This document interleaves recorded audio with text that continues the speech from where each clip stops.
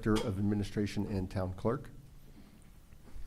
Pam Moore, Recording Secretary. Mary Chance, Commissioner. Jake Taylor, Town Commissioner. Steve Chismar, Town Commissioner. Jim Rutledge, Town Commissioner. Eddie Hopkins, Town Administrator. Elizabeth Thompson, Town Council. Kevin Small, Planning Department.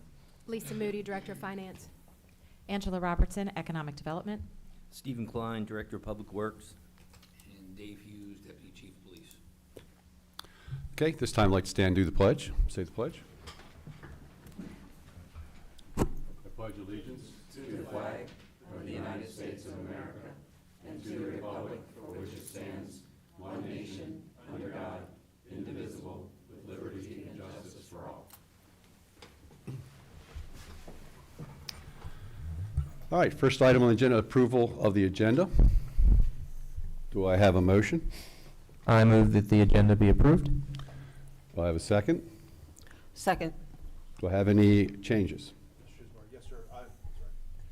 Yes, Mr. Vice Chair, I'd like to add an item B under 7. It will be a administrative discussion for a holiday closure. Thank you. I'll yield to the amendment. Thank you. Do we need a second? No, I Okay, just yield. changed my Okay. motion, so now that's what we're going to vote on. All right, all those in favor, say aye. Aye. Aye. Aye. Aye. Oh, sorry. Okay, I think it's 4-0. Okay, tentative agenda for the meeting, for the town meeting on December 18th. We have some presentations. I guess, Mr. Krantz, that's in your department? You have 3? Town Administrator's Oh, report. I'm sorry, Town Administrator's report. I skipped one. Perfectly okay, sir. Sorry, Thank you. Mr. Hopkins, sorry.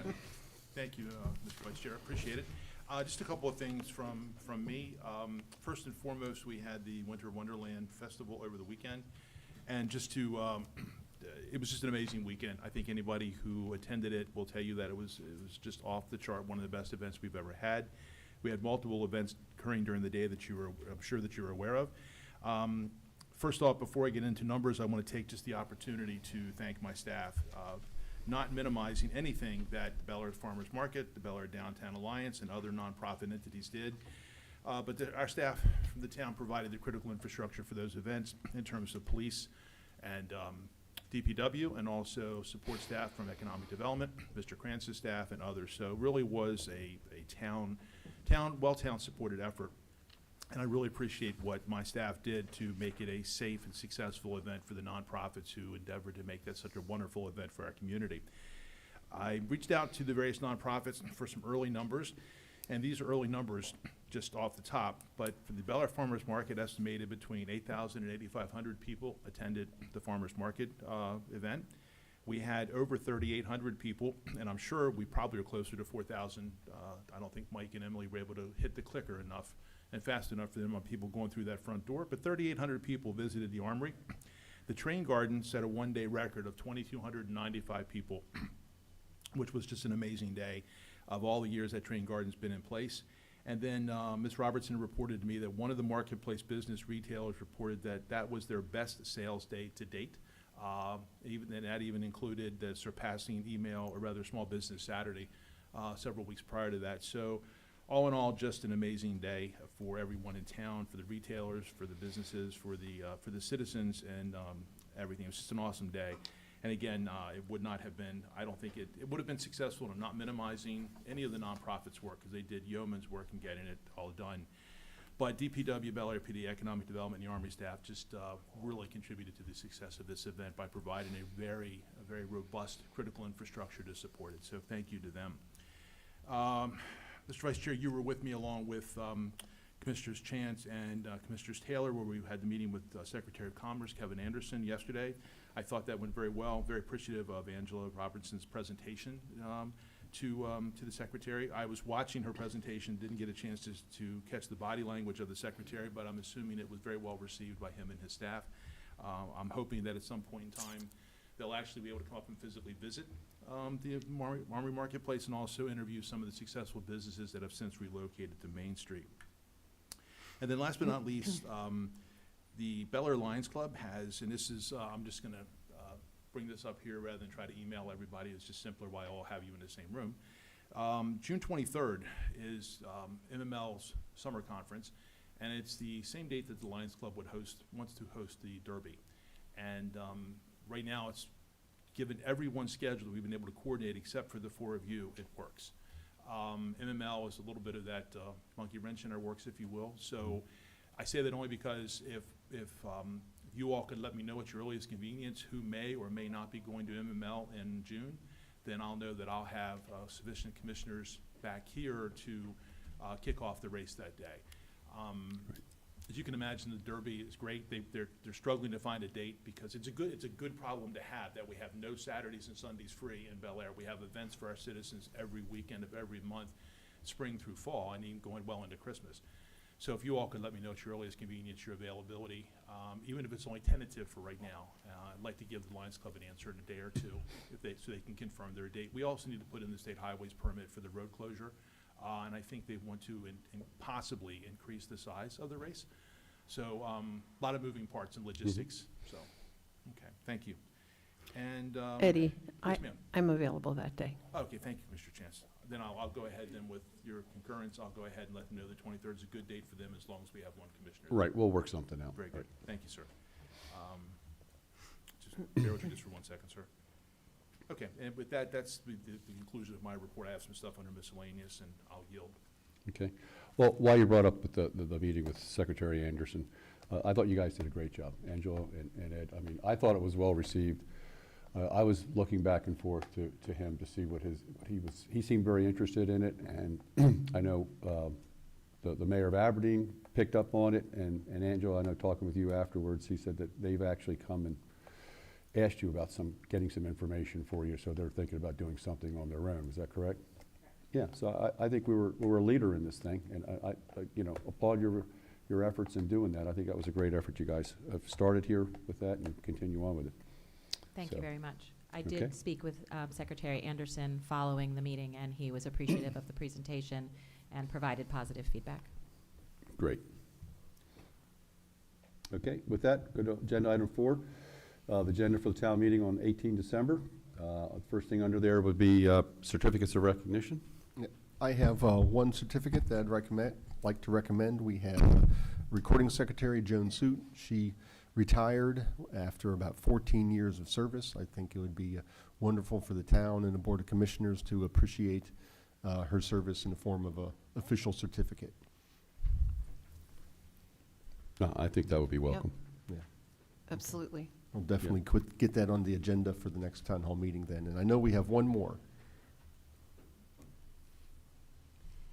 We do have a member of the Cultural Arts Commission who has tendered her resignation. I offered to see if she was available potentially for certificate of recognition at December 18th meeting, and she has declined to be here for that. So I'll be putting something forward to you for your signature so that we can mail something to her. Brigitte Grubb served on the Cultural Arts Commission from June 2004 until November of 2023. So she had 19 years of service to the town of Bel Air and was an active member of the Cultural Arts Commission who contributed frequently, and I'd like to see her be recognized with a certificate as well, even though she won't be in attendance on the 18th. Yeah, I think that would be appropriate also. Would that be something we would all sign, or is that just something for the chair?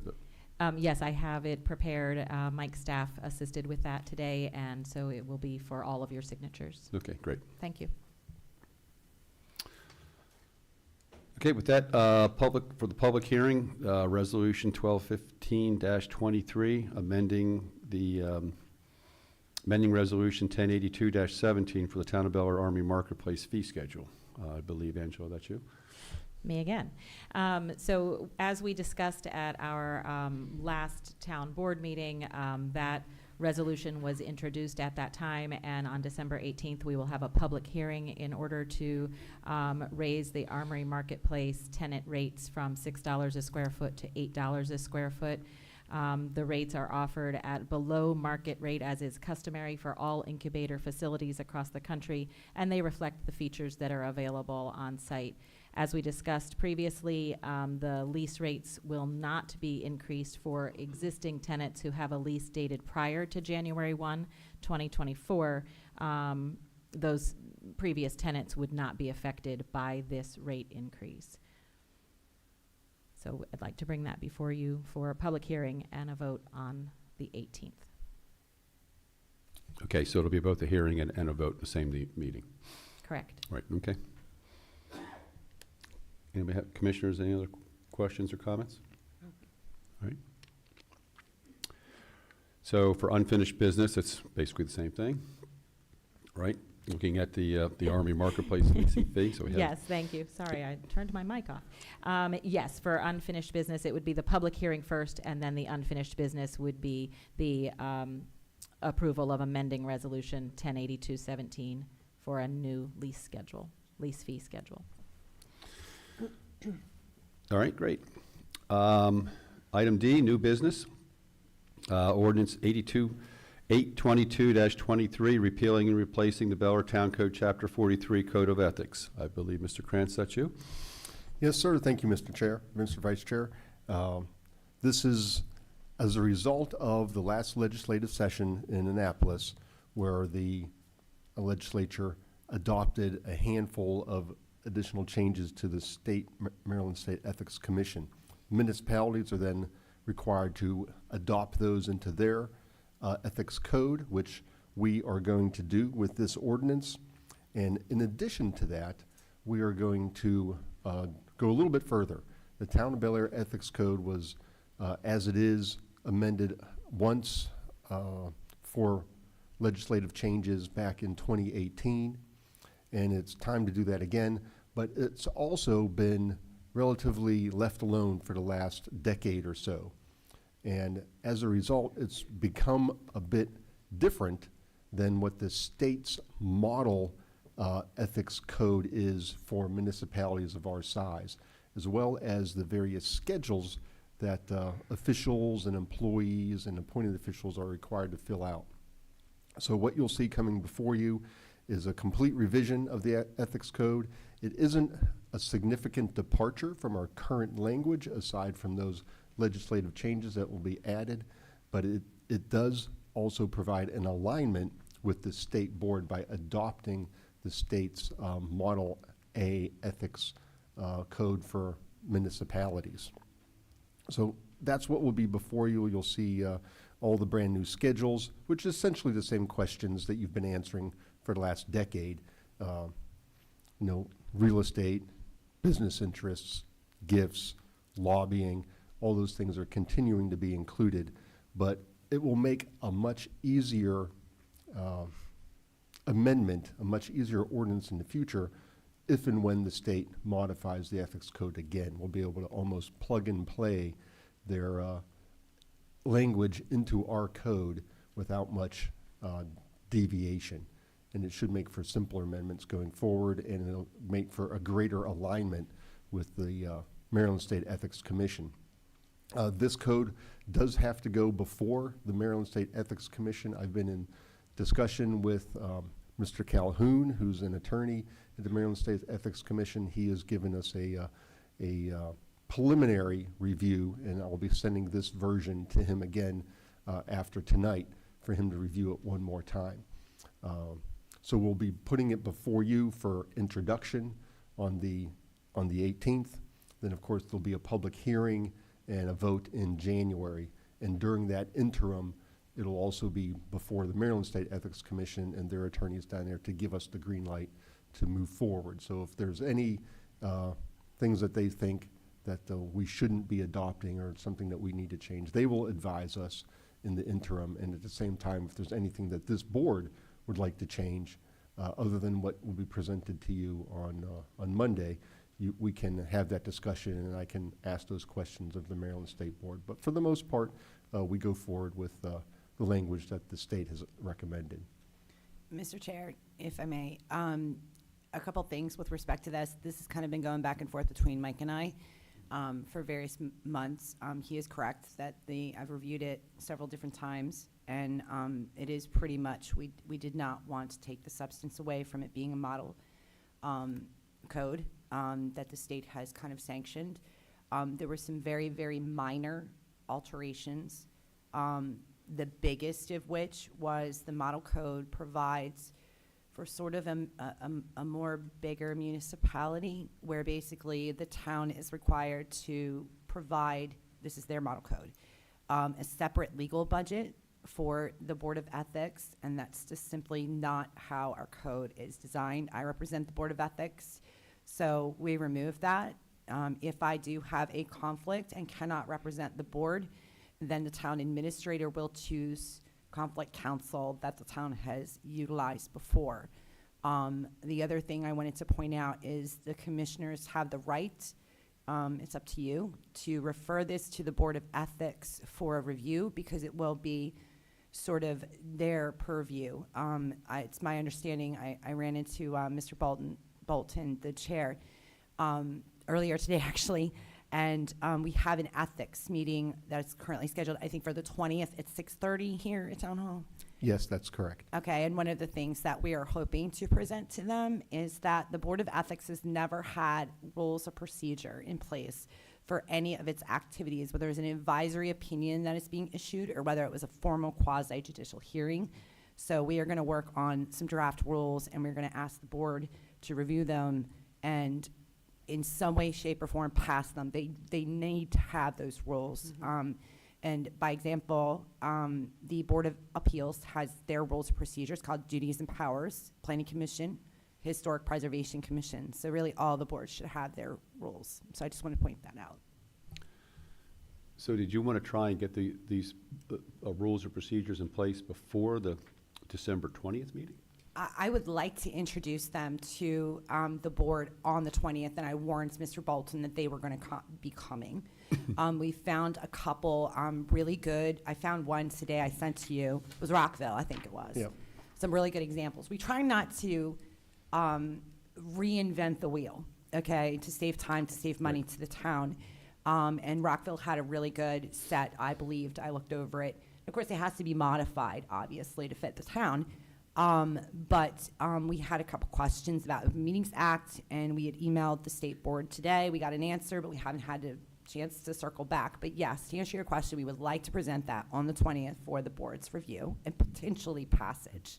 That's the Board of Ethics. Board of adoption. Board of Ethics, Ethics, not right. the Yeah, Board of the Town Board of Commissioners. Sorry, too many boards. Correct, yes. Yeah. Okay.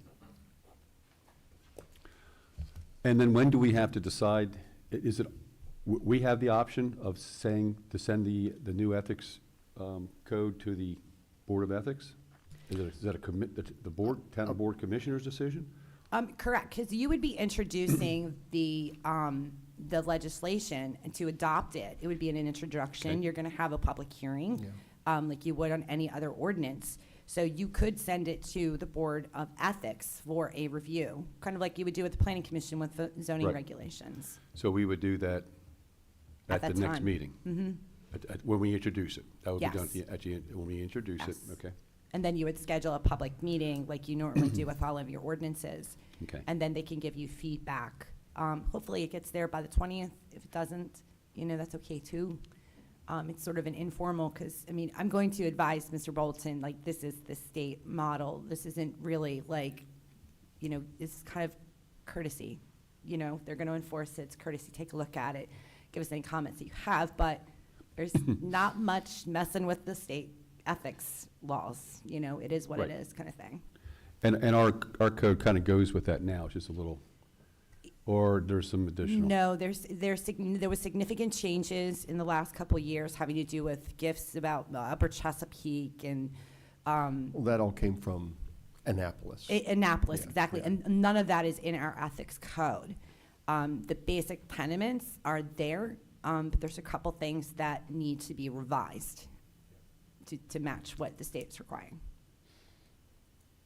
Okay, and then the meeting on the 20th, is that just a review for this, to do the procedures, or is there actually an ethics? There's going to be an agenda. There is going to be probably a closed meeting on an ethical issue. Okay. That I don't really want to, I'm sorry. in the No, public meeting. I just want to know if there was a look, so my question then is it important that this new code be in place prior to that hearing?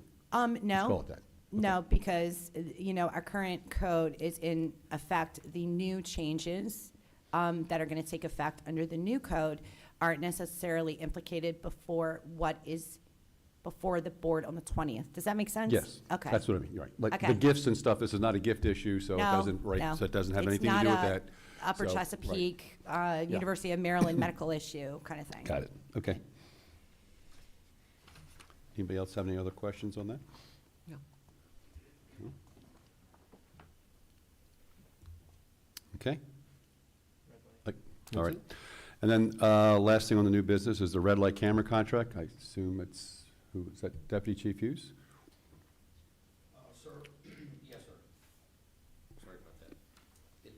I believe we're gonna be tabling this, is that correct, Lisa, for right now? Yeah, this is actually going to come off the December 18th agenda. Okay. I can give you some more specifics on that. It's, I think the chief had talked to you all about this at a prior meeting. The contract is up at the end of this month.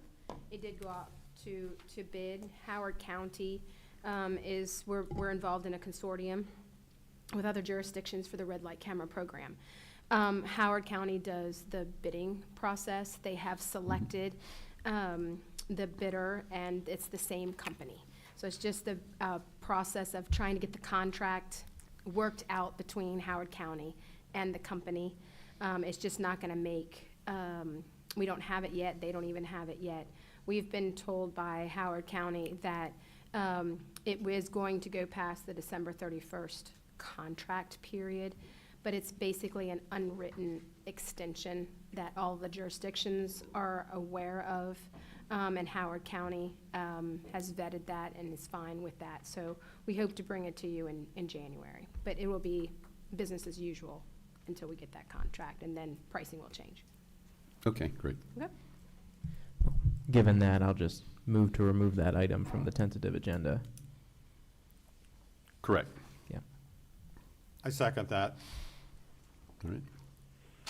We have to vote? Yes. Yep. All those in favor say aye. Aye. Aye. Aye. Aye. Okay. Motion passes. Item number 5, staffing report. Thank you, Mr. Vice Chair. We currently have a laborer job that's actively posted on our website, as well as advertised on Indeed.com, as well as a procurement officer position, which is part-time, I should say part-time. It is currently open until filled as well. We will be posting a police recruit position here in the near future. That would be an either-or. We ideally would prefer to hire a police lateral officer, someone with a couple years of experience and already through the police academy. If we can find that type of person, that would be preferential. If not, we will be looking to hire a police recruit in the near future. Okay. Any questions from the commissioners? No. Okay, calendar. Everybody has a calendar in front of them. Is there anything, I mean, we still have a lot of the Winter Wonderland, 2 more weekends of that, which is great. I'm glad we heard so much good feedback on the Winter Wonderland. One more?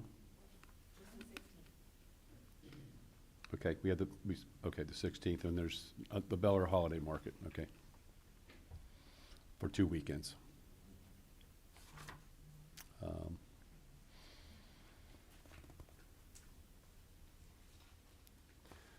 We have the HPC meeting on the 14th is still, on Thursday, still on?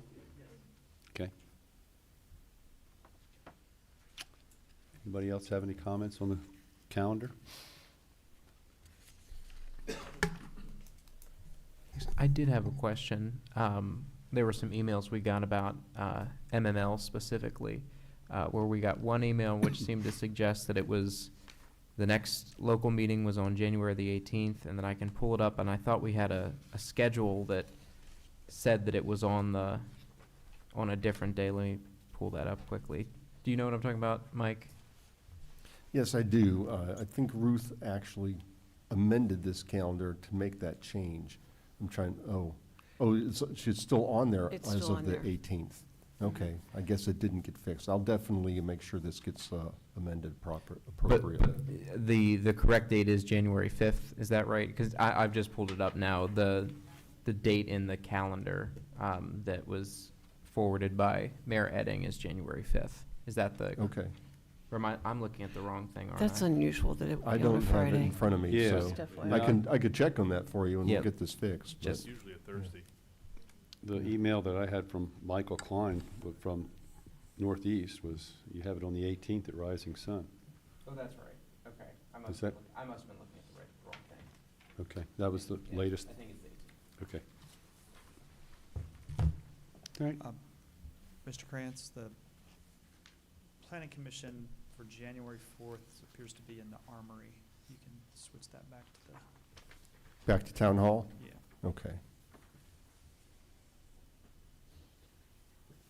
Thank you.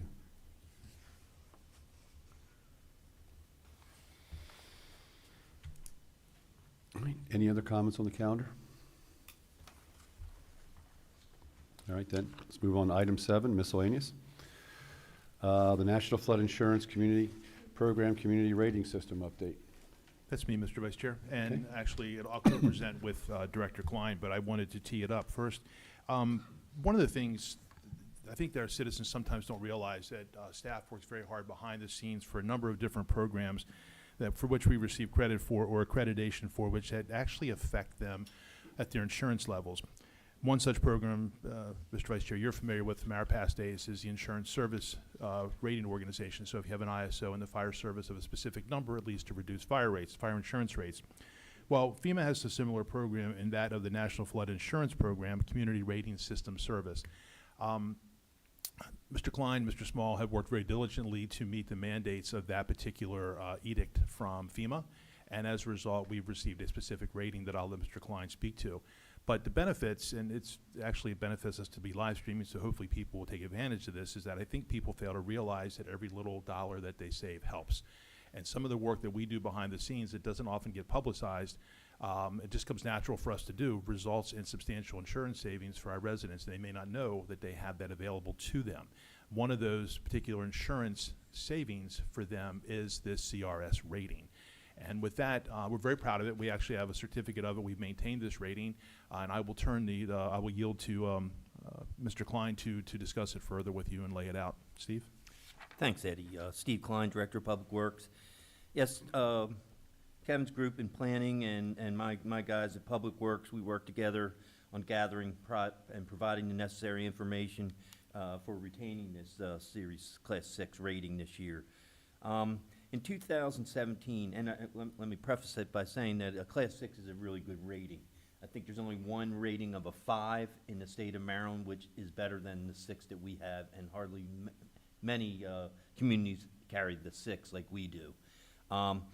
It is a rather lengthy process to put all the information together for this 5-year cycle verification.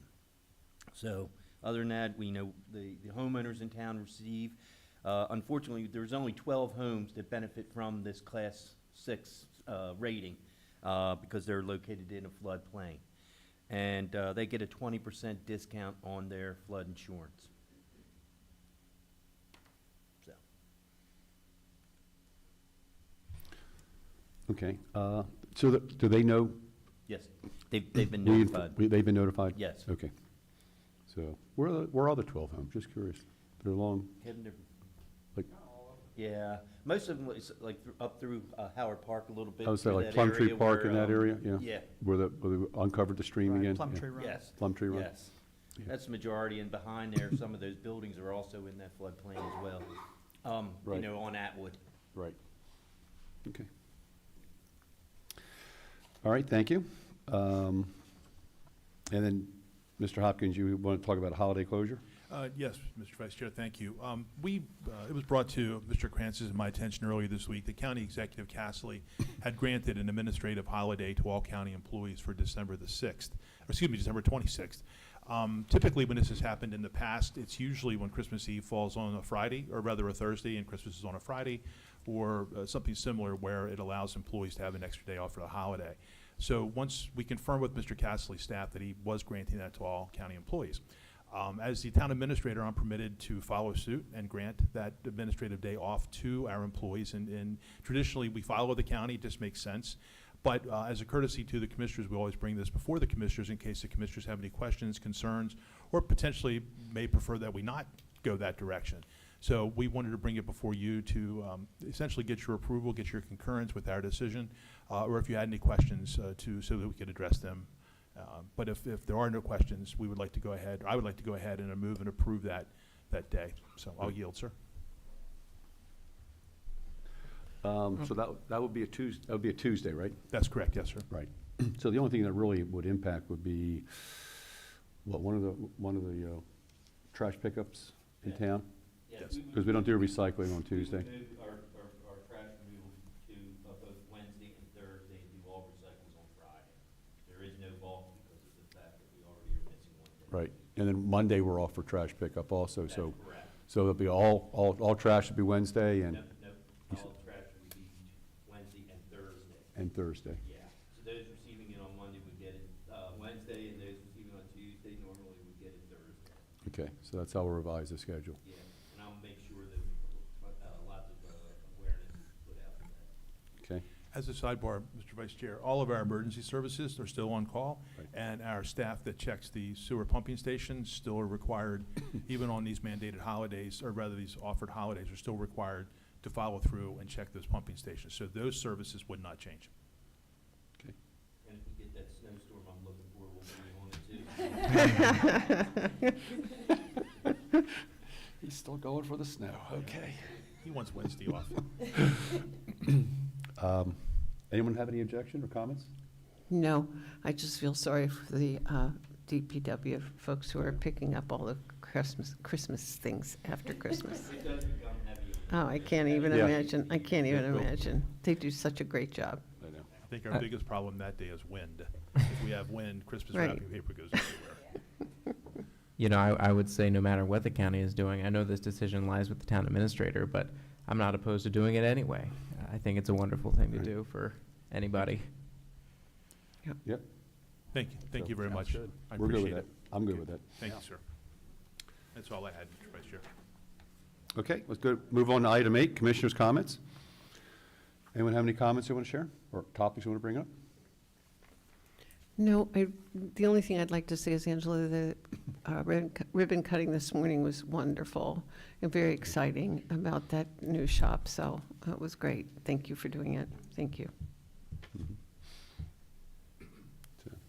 I did want to add that Mayor Edding and I were able to attend the county council meeting and present our resolution last week, and we had a lot of encouragement from many of the people that were speaking in favor of the nonprofits that we were standing up to speak for, and also had a lot of good feedback from commissioners as well. So the council members. So I'm currently this evening, I'm not aware of exactly where they stand on that with regard to the hotel tax and the dedication of it and how all that's going to sort out. But they were very gracious to give us both the opportunity to speak, and many of the people that spoke along the same lines that we were supporting were very eloquent and very passionate, but everything turned out to be, I think, a very good public hearing on it. So thank you all again for bringing that to our attention. Angela, very much appreciated all the hard work that was done, and thank you, to all the commissioners, because I was able to share that it was a unanimous resolution, and I think that did carry some weight. So we'll just hope for the best. Did they say when they were going to have a vote on that? Did you? I'm not aware when they're going to have a vote on it. Okay. No. So just wanted to follow with that, that's all. Yeah. Okay. Any other comments from the commissioners? From the staff? No? Okay, with that, I will adjourn. We have a closed session meeting to discuss Legal advice regarding Chapter 165 Comprehensive Plan and Development Regulations, paragraph, or Chapter 165, 52C, Fee in lieu of open space. And again, the reason for the closed discussion is because public discussion of confidential information and legal strategies can compromise the attorney-client privilege and inhibit the ability of the public body to receive candid and uninhibited legal advice or guidance. So with that, I'll close. Well, let me first move that we enter the closed session. Okay. For the reasons just stated. And second. Is there a second? I second that. Okay. All those in favor, say aye. Or, Sorry. excuse me. Sorry, Mr. Vice Chair, under comments, if I may. If this motion is approved, I would like to dismiss everyone on my staff with the exception of Mr. Small and Ms. Moody. That's fine. Thank you. Okay. May I add one comment on that then? So I just wanted to be clear, I think, for the clerk. We're not going to re-adjourn any public business after the closed session. And I'm not sure if that needs to be a separate motion or not, but I want to make sure that that is clearly the understanding based upon the agenda, and so that the public can rely upon that we will not be coming back into any public session this evening. That's correct. That's how I understand it. Okay. All right, with that, we'll take a vote. All those in favor say aye. Aye. Aye. Aye. Aye.